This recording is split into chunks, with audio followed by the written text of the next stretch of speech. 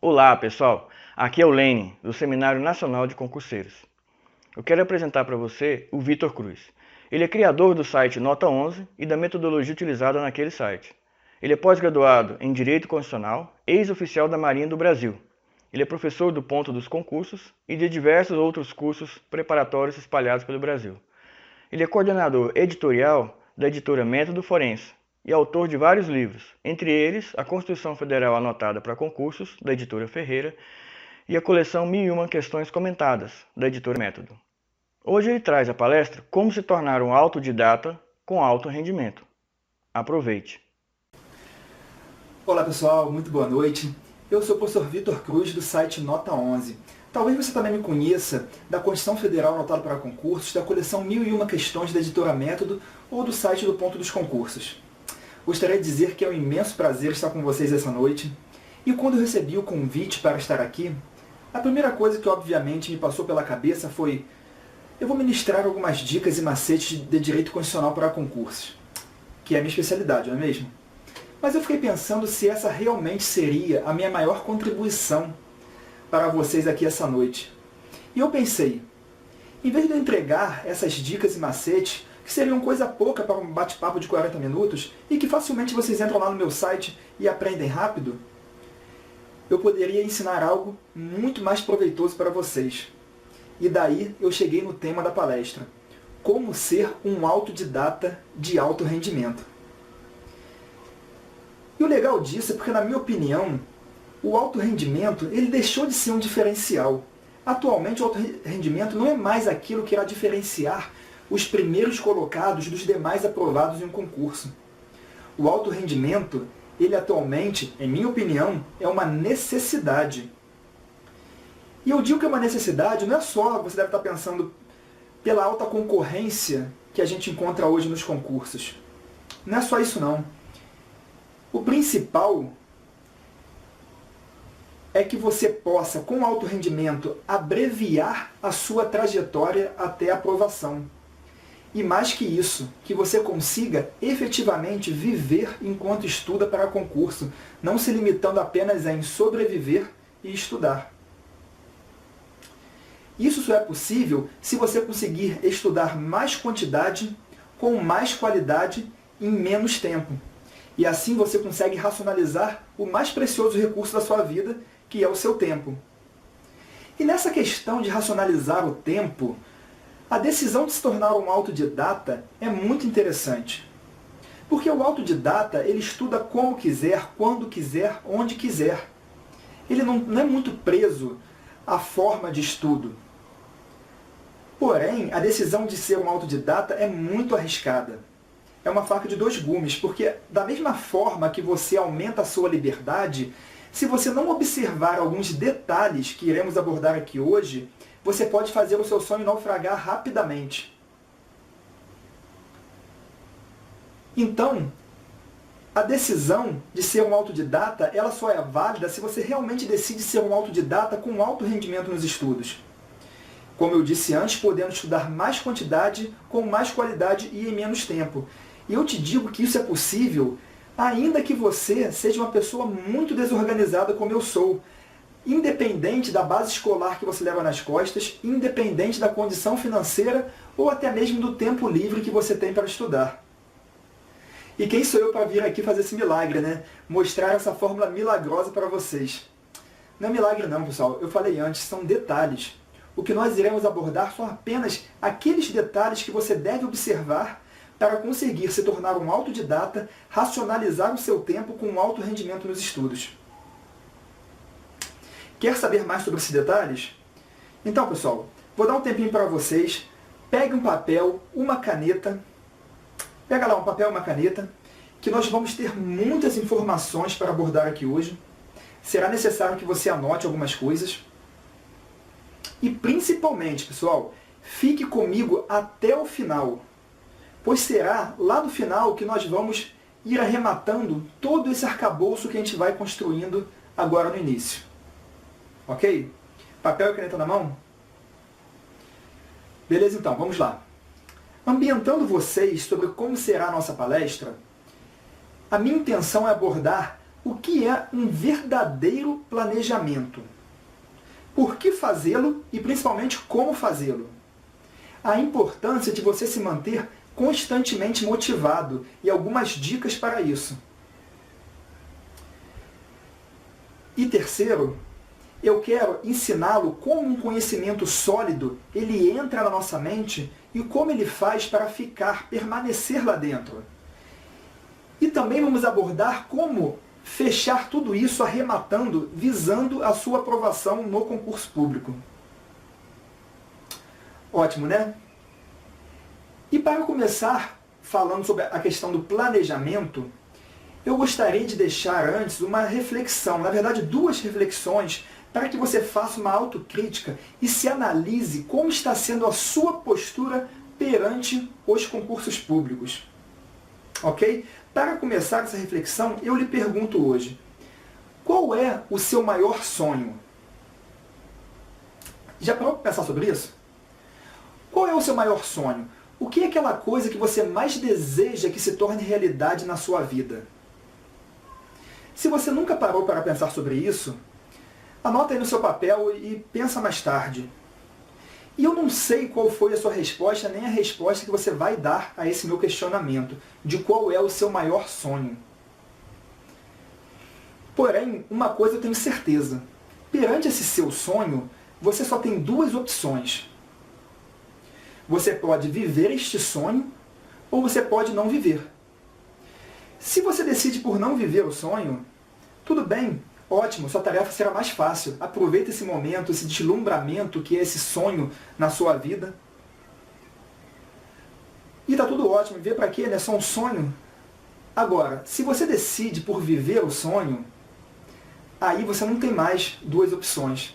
Só há um caminho. É necessário que você transforme esse sonho em uma meta. E quando eu lhe falo transformar esse sonho em uma meta, eu estou falando para você ir atrás, tomar uma atitude proativa, para você fazer acontecer na sua vida e não esperar cair do céu. E eu lhe apresento então uma amiga minha, a Meta, que traz com ela dois sobrenomes inseparáveis: planejamento e comprometimento. Por que esses sobrenomes são inseparáveis?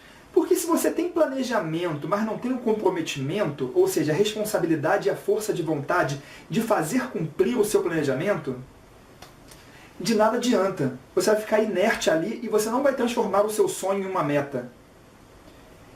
E por outro lado, se você tem muita determinação, mas não se planeja, você pode até saber onde quer chegar, mas não traça o caminho correto, por onde irão seus passos, você transforma a sua vida em um martírio. E é por isso que eu faço a reflexão aqui contigo hoje. Eu não quero que a sua vida se transforme em um martírio e nem que você viva na ilusão. Eu quero que você pegue esse seu sonho, transforme em uma meta, tenha uma atitude proativa para fazê-lo acontecer na sua vida. E lembre-se que para isso é necessário, sim, planejar corretamente e ter o comprometimento para cumprir o planejamento. Eu peço licença, então, para lhe apresentar a minha filosofia de vida. Eu falo que eu não tenho sonhos, eu tenho metas, mas não é porque eu parei de sonhar. Pelo contrário, eu sonho muito, mas aqueles sonhos que eu quero que se realizem na minha vida, eu transformo em metas, planejo o caminho correto para alcançá-los e me esforço ao máximo para conseguir. E para fechar essa primeira reflexão, eu lhe pergunto aqui essa noite: você está tendo sonhos ou realmente está tendo metas com planejamento correto e comprometimento para cumprir na sua vida? Como está sendo isso perante o seu concurso? Está planejando corretamente sua jornada? Está tendo comprometimento? Fica essa reflexão. Mas quem sou eu para vir aqui falar de sonhos, metas, planejamento, essa coisa toda? Quem sou eu? Quem é o professor Vitor, afinal? Eu peço licença novamente para lhe falar um pouco da minha vida. Eu gostaria de inicialmente falar que eu sou, primeiramente, uma pessoa bem comum. Eu sou uma pessoa extremamente comum, assim como você. Eu era um aluno nota 6, 7 na escola. Nada demais, aluno mediano. Eu sou amigo, sou pai, sou filho, sou marido. Sou um marido razoável, um pai muito presente, diga-se de passagem. Um beijo, meu filho Matheus. Mas, e profissionalmente, o que eu fiz para ter capacidade para falar isso para você? Embora eu tenha essa cara um pouco acabada, eu tenho 30 anos de idade, mas 10 deles foram imersos no mundo dos concursos públicos. Nessa minha vida de concurseiro e de professor, posteriormente, eu cometi muitos erros e aprendi muito com esses erros. E hoje em dia eu trabalho todos os dias dando o meu melhor para solucionar os problemas na vida dos meus alunos. E eu quero dar o meu melhor para tentar solucionar alguns problemas da sua trajetória também. Então, pessoal, eu passei 10 anos desses meus 30 anos de idade imersos no mundo dos concursos públicos. Passei por 3 cargos públicos. Me tornei professor há uns 6 anos. Escrevi 8 livros, totalizando 28 edições. Mas eu não estou falando para você esses números para me gabar, porque não são números também nada tão fantásticos.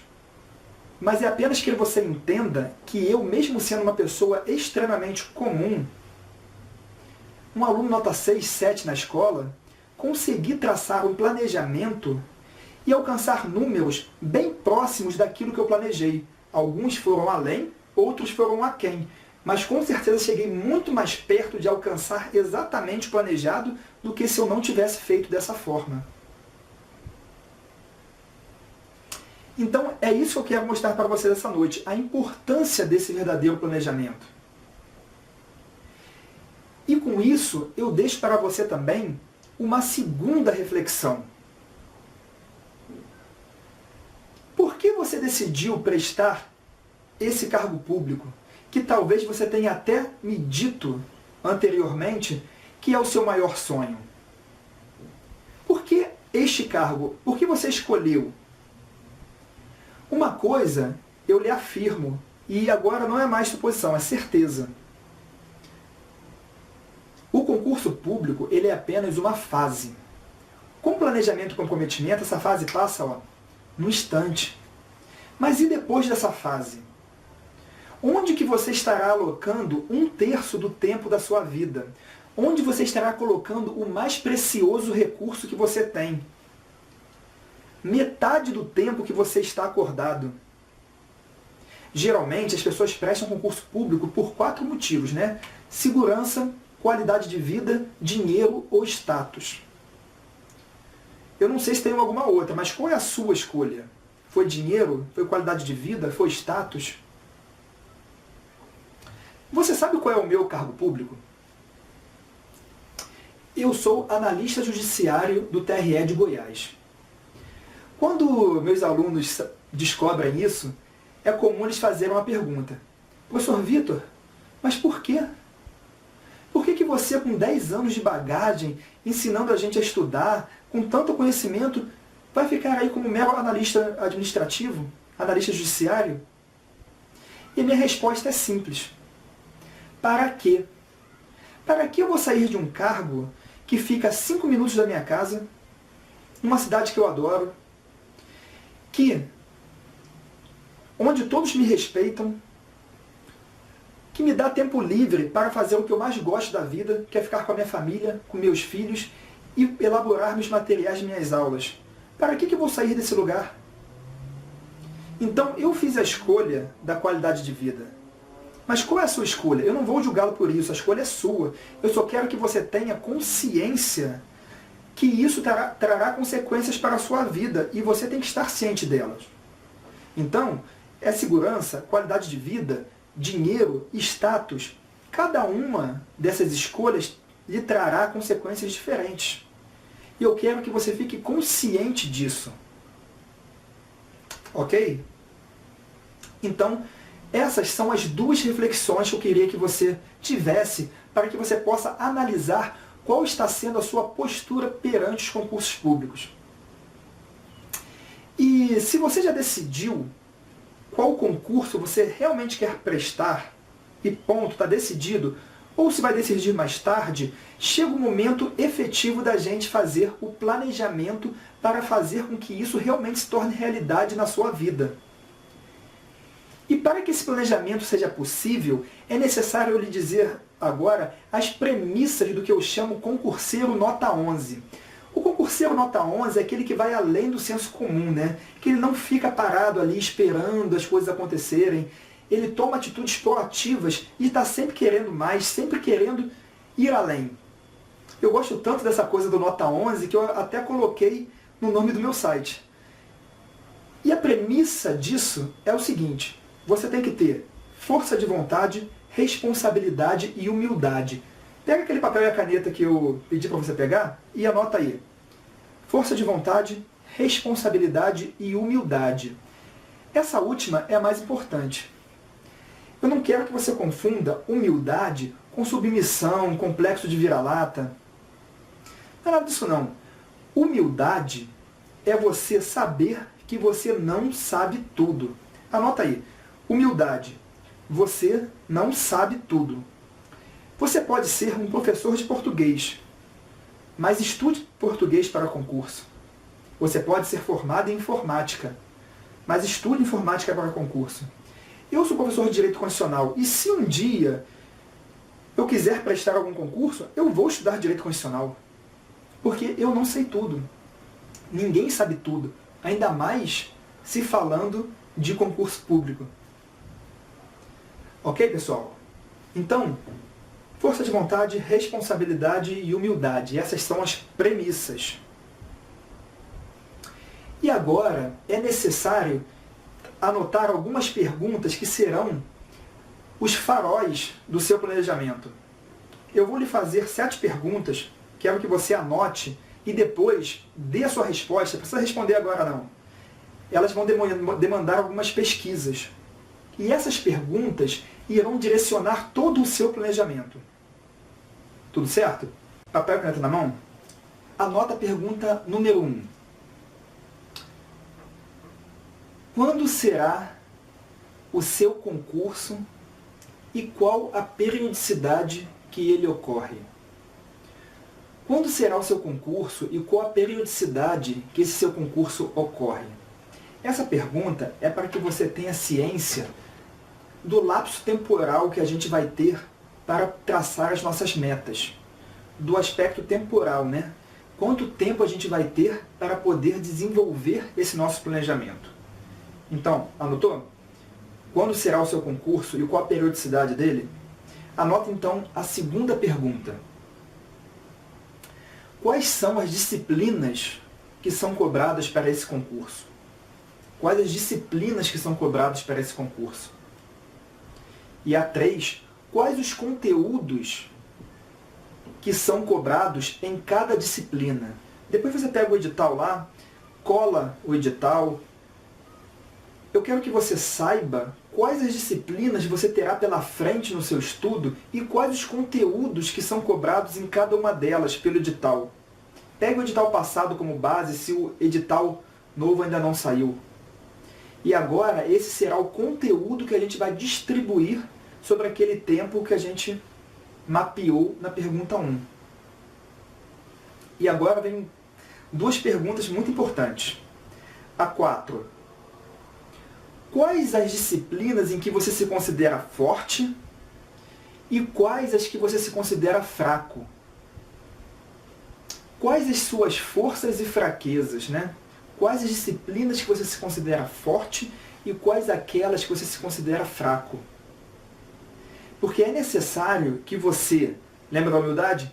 Mantenha-se estudando as fortes para não deixá-las enfraquecidas e que você consiga sobrepor aqueles problemas que você sabe que você tem. Se você tem problema em matemática, problema em português, problema em direitos, você sabe a sua fraqueza. Então, saiba como contorná-las. E a 5, ainda mais importante, qual outra fraqueza não relacionada ao estudo que pode atrapalhar você a alcançar o objetivo? Qual outra fraqueza que você tem que possa atrapalhar o seu objetivo? Por exemplo, você tem vício em videogame? Tem vício em assistir programas fúteis na televisão? Você é uma pessoa muito ansiosa que se desespera diante de uma prova? Faça uma introspecção e vejam fraquezas que você possa ter, que possa atrapalhar que você tenha tempo para estudar ou para fazer coisas importantes na sua vida, e aquilo que possa atrapalhar com que você concretize esse seu objetivo da aprovação. Nem que você tenha que buscar um apoio especializado, por exemplo, de um psicólogo. No final a gente vai ver algumas dicas também, né, em relação à prova de concurso, mas eu quero que você mapeie quais são as suas fraquezas. Eu tenho as minhas, todo mundo tem. Quais são aquelas fraquezas que te atrapalham, seja para atrapalhando o estudo ou no dia da prova? Então a gente falou, né? Quanto tempo vai levar até o edital, quais as matérias, quais os conteúdos, quais as disciplinas fortes e fracas, qual outras fraquezas, e agora vem a sexta. Quais os materiais disponíveis no mercado que são os melhores para eu estudar cada uma das disciplinas? Quais os materiais disponíveis no mercado que são os melhores para eu estudar cada uma das disciplinas? E por fim, qual o tempo livre que eu disponho para estudar na minha rotina? Qual o tempo livre que eu disponho para estudar na minha rotina? Então a gente tem aquela primeira pergunta, né, do longo prazo, quanto tempo levará até o objetivo?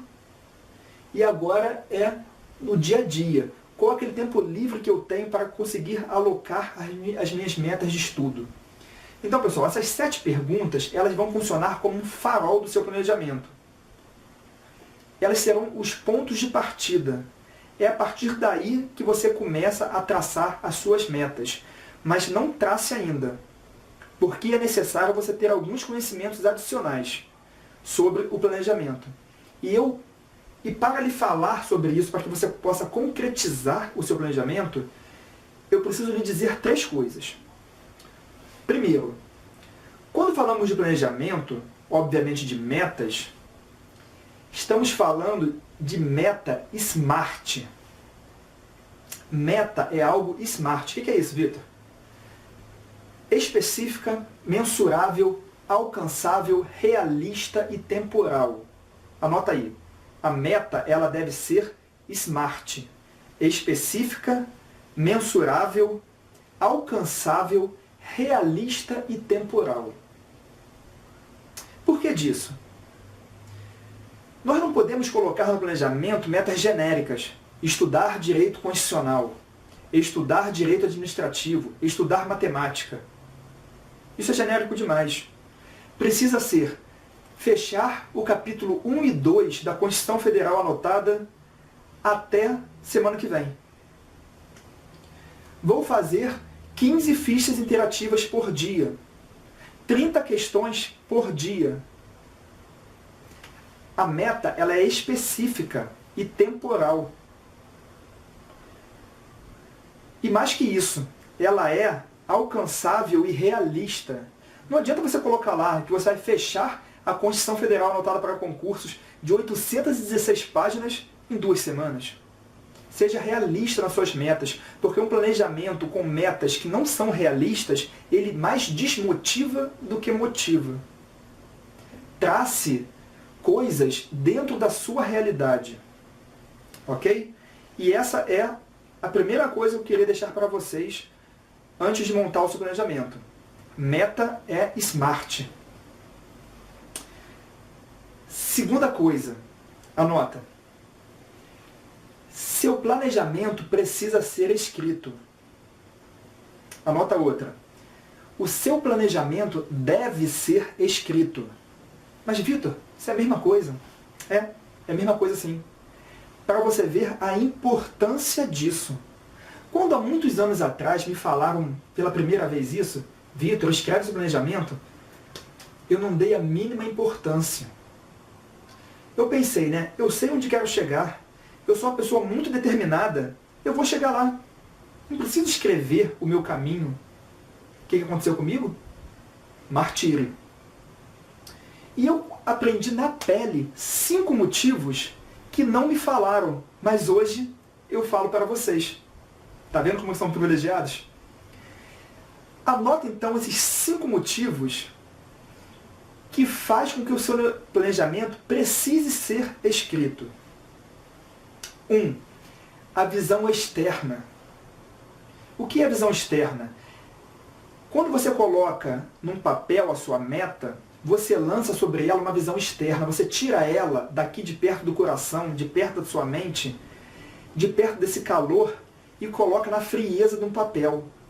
Com essa visão externa, na frieza de um papel, você consegue saber se essa meta é smart, se é uma meta realista. Você consegue criticar a meta e saber se ela está descrita da melhor maneira possível, dentro da sua realidade. Tem uma segunda coisa, anota. Visão de topo. Visão de topo é, você olha para o seu planejamento escrito e você consegue traçar o melhor caminho para cumprir. Você consegue ligar os pontos. Imagina que você acorda numa manhã e tenha um monte de afazeres. Aí você sai atabalhoadamente fazendo um, outro e mais outro. Ao final do dia, corre-se o grande risco de acontecerem 2 coisas. Caramba, esqueci de fazer aquela coisa. Ou então, mas não deu tempo de fazer aquilo outro. Quando você escreve uma lista de tarefas, isso se minimiza muito. Por quê? Como é que você vai esquecer uma coisa que está escrita? Está na sua frente ali. E outra, quando você olha a sua lista, você consegue concatenar as atividades e falar, não, eu vou fazer isso aqui agora, isso aqui naquele momento. Você consegue encaixá-la melhor, cada atividade, na sua rotina, porque você está tendo uma visão de topo. Da mesma forma é o planejamento. Com as suas metas bem traçadas numa folha de papel, você consegue ligar os pontos e traçar o melhor caminho para chegar no seu objetivo final. Só esses 2 já eram suficientes, né, pessoal? A visão externa e o olhar de topo, mas ainda tem mais 3. E o terceiro é o compromisso. Você deve enxergar o seu planejamento como um documento em que você se compromete com você mesmo em cumprir o que está ali. Seu planejamento é um compromisso que você faz depositando confiança em você mesmo. E é óbvio que você deve confiar em você, né? Quem mais confiaria? Então você está se comprometendo em alcançar aquele objetivo através daquelas metas. E você vai correr atrás para não perder a confiança que você depositou em você. 4, o fogo sempre aceso. A motivação. Lembra que falamos da motivação? Quando você coloca nesse seu documento, nesse seu compromisso, aquele seu objetivo final, passar para auditor fiscal da Receita Federal do Brasil, passar para juiz do trabalho, ser promotor do Ministério Público, e você traça o caminho que você detalhou para alcançar esse objetivo, cada meta cumprida é um passo que se aproxima do seu sonho. Você está a cada dia concretizando o seu sonho, porque você sabe que está no caminho certo, você sabe para onde ir e como ir, e você está só assim, ó, de passo em passo, rumando para ele.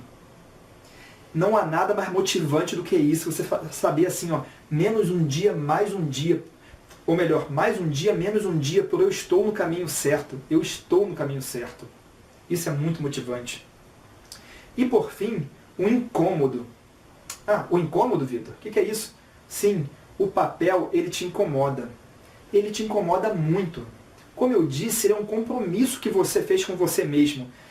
E quando você começa a não cumprir as suas metas e você bate o olho no planejamento, o que ele faz? Você está em débito. Ele fica ali te incomodando, gritando na tua consciência que você está em débito. e você corre atrás para cumprir. Então esses são os 5 motivos que você necessita escrever seu planejamento. A visão externa, o olhar de topo, o compromisso, o fogo sempre aceso e o incômodo. E agora eu te falo um pulo do gato. Lembra que eu falei de estudar e viver? Trace metas SMART e escritas para cada faceta da sua vida, não só os estudos. Com isso você aumenta a sua produtividade. Você consegue ir além do que aquele senso comum do dia a dia. Você racionaliza o seu tempo. Esse é meu pulo do gato para vocês hoje. Mas, Vitor, você falou que faltavam 3 coisas antes de eu começar a traçar as minhas metas, antes de escrevê-las. E você falou que a meta tem que ser SMART e que eu preciso realmente escrever e me dar motivos para isso. Qual é a terceira coisa? Agora, chega nos arremates finais da nossa palestra. Eu vou passar para vocês como o conhecimento sólido entra na nossa mente e como ele faz para ficar aqui dentro. Aí sim você vai se apropriar desse conhecimento, dessa informação, e vai saber traçar as suas metas de acordo com o seu ciclo de estudo. Então, pessoal, para o conhecimento sólido, nós percorremos 5 fases, independente de você estar com muito tempo até o seu concurso, ou seja, após o edital. Você tem que percorrer essas 5 fases. Ambientação, aprofundamento, fixação, arremates finais e revisão. Anotou? As 5 fases do conhecimento sólido. Ambientação, aprofundamento, fixação, arremates finais e revisão. O que é ambientação? Ambientação, eu costumo dizer que é como uma cama, que você vai preparar para o conhecimento vir e repousar. É aquela batida de olhos rápida sobre a disciplina inteira, em que você entende como as coisas acontecem, não necessariamente a disciplina inteira, mas sobre algum tema em que você se prepara para absorver um conhecimento mais profundo. Como se faz uma ambientação? Aquela introdução. Você pega apostilas, sinopses, videoaulas introdutórias, nada muito profundo, ou até mesmo aquele livro didático que você comprou. Mas o importante é que na fase de ambientação, você não se preocupe em decorar. Você não se preocupe em entender as picuinhas, os detalhes. Eu quero que você aprenda as coisas de uma forma que você saiba assim: eu não sei isso, mas sei sobre o que está se falando. Se você não quer ser ainda mais rápido, vale até dar uma lida no sumário de um livro. Qual a importância da ambientação? Imagine que eu fale para você assim: segundo o STF, não existe mandado de segurança contra a lei em tese. Como que você pode absorver essa informação profunda se você sequer sabe o que é mandado de segurança, sequer sabe o que é STF, o que é lei em tese? Então eu gostaria que você não soubesse que não cabe segurança contra a lei em tese, mas soubesse o que é mandado de segurança, soubesse quem é o STF. Essa visão geral, ela é importante. E como eu disse, é como se fosse uma cama. E uma cama bem arrumada, o conhecimento vem e repousa. E fica ali. Uma cama desarrumada ou quebrada, o conhecimento deita, cai no chão, sai correndo e você tem que ir atrás dele. E às vezes você nem consegue alcançá-lo. Faça uma ambientação bem feita. E se você não está com tempo, a ambientação não se faz em 1 mês não, 2 meses não. A ambientação é de 1 semana, 3 dias, 15 dias no máximo. É passar o olho rápido, sem se preocupar em decorar e aprofundar. Lembre-se disso, é passar o olho, é entender. Existem livros mais resumidos, como as sinopses, apostilas, que são feitas só para isso. Ok, pessoal? Ambientação. Depois a gente vem com aprofundamento, fixação e os arremates finais. Para concurso público, essas 3 fases devem ser concatenadas. Você não pode parar uma matéria ou um tema. Ah não, agora eu vou só aprofundar, agora eu vou só fixar, agora eu vou só arrematar. Não, isso se faz em conjunto, ao mesmo tempo, porque para concurso a gente precisa de eficiência. Eficiência no tempo. Então, como eu faço para ter eficiência no meu tempo de aprofundamento, fixação e arremate? Primeiro, todos os dias, você precisa ler um pouco da legislação. Constituição Federal, Lei 8.112, se for o caso, Lei 8.666, se for o caso. Lembra que eu te perguntei quais os conteúdos que são cobrados no seu concurso? Separa as legislações e qual a parte das legislações que são cobradas no concurso e leia todos os dias um pouco. Existem livros que são feitos para isso. Os livros comentados, com a Constituição comentada, a Lei 8.112 comentada. Se não tiver nenhum livro comentado, pegue do site do Planalto a lei seca. Mas é importante que você leia a legislação, pois muitas das questões de concurso, eu estimo em 70%, vão te cobrar exatamente a frase que está descrita na legislação. Você precisa ter conhecimento disso. Esse linguajar da lei deve ser familiar aos seus ouvidos e aos seus olhos. Leia a legislação todos os dias. E o que mais, Vitor? Vou só ler a legislação? Não. Fichas interativas e questões de concurso, todos os dias. O que são fichas interativas, Vitor? Depois entra na nota 11 que vocês vão aprender. Não tem tempo de eu explicar agora o que é ficha interativa. Questões de concurso, todos os dias. Professor, e aquele livro lá que eu comprei, desse tamanho, de 1.500 páginas, jogo fora? Não. Use o seu livro para aprofundar alguma coisa que você ainda não está se sentindo seguro ou tirar dúvidas.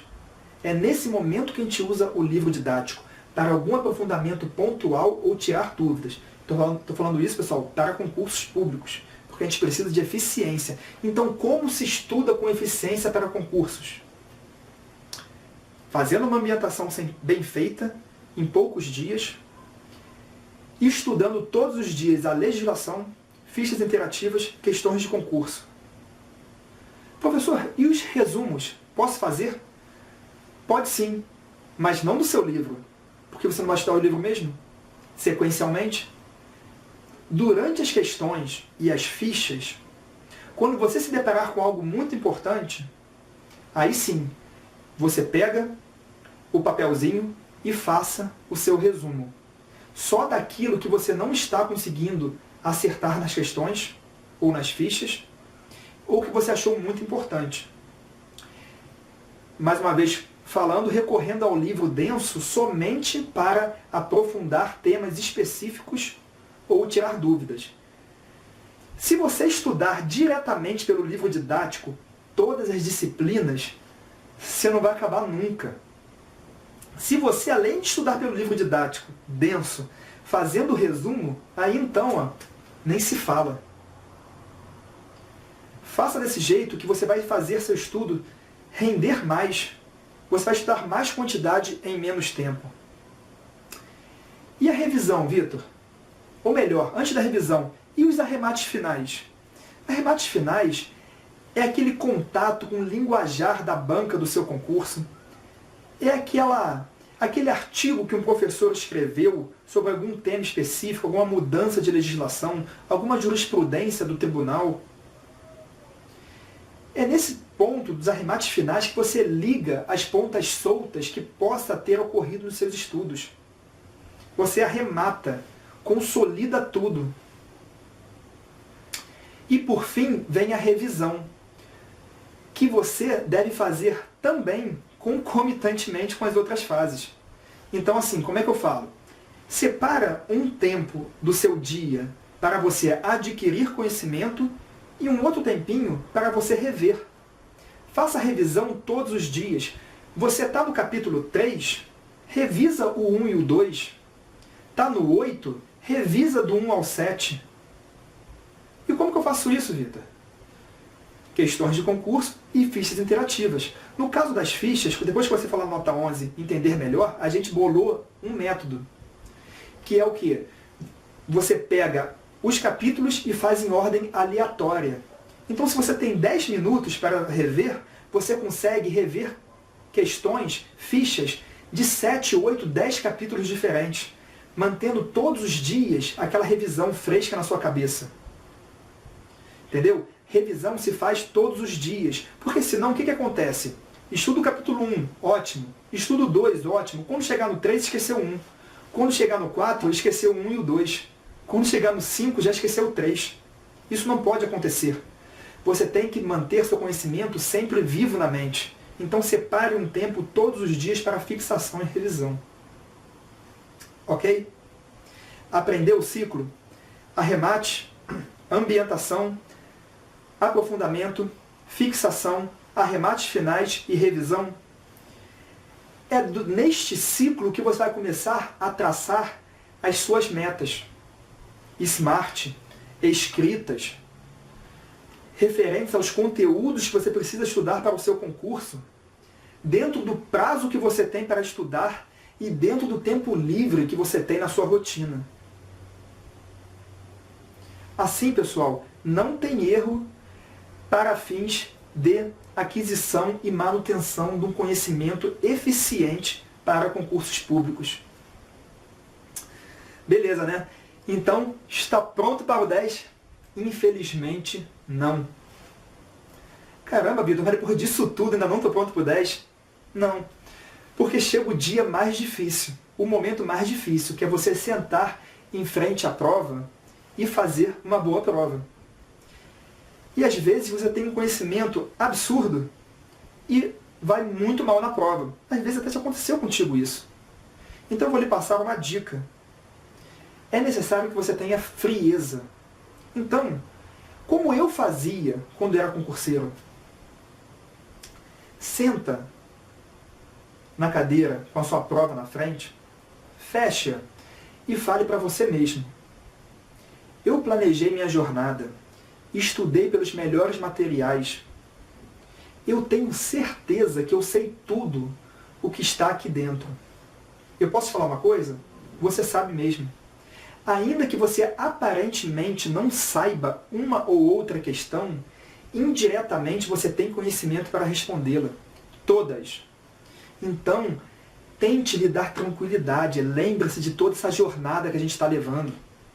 Olhe para a prova e fale para você: eu sei tudo o que está aqui. E você sabe. Isso vai lhe dar tranquilidade. Se aparentemente você não souber alguma questão, deixa ela de lado, vá à frente, daqui a pouco o conhecimento vai vir, porque ele está aí dentro em algum lugar. E assim você consegue a frieza e e colocar todo esse excelente conhecimento que você terá no dia da prova naquele pedaço de papel. E aí acabou, né, Vitor? Não, não acabou não. Ainda falta mais uma coisa. O que falta, Vitor?